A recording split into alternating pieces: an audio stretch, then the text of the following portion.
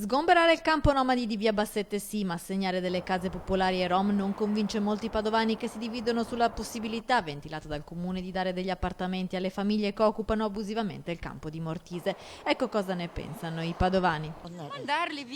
Mandarli via perché fanno tante cose brutte. Forse è meglio, sarebbe ora di sistemarli anche loro. Però nel suo condominio arrivano i Rom, cosa ne pensa? È indifferente, ognuno sta a casa sua. Sicuramente la precedenza va ai nostri connazionali, agli italiani.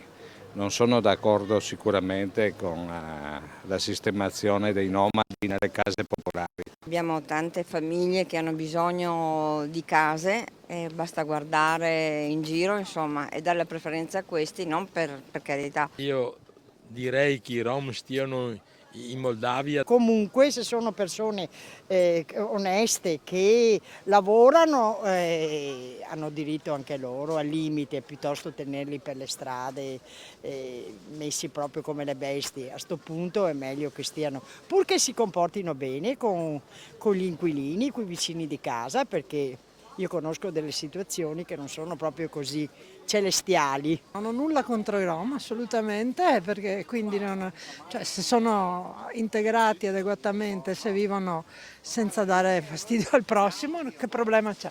Se pagano come tutti quanti gli altri secondo la legge, bene, se no no. Se li sistemano, secondo me, da qualche parte dovranno pur stare, no? Ma lei, se nel suo condominio venissero i Rom, cosa? Beh, allora non sarei certo molto contenta. Comunque nel mio condominio ci sta un cinese, un rumeno, due anche, non so, etiopi o cosa, e si comportano benissimo. Cioè non dipende dall'etnia, dipende da come si comportano le persone.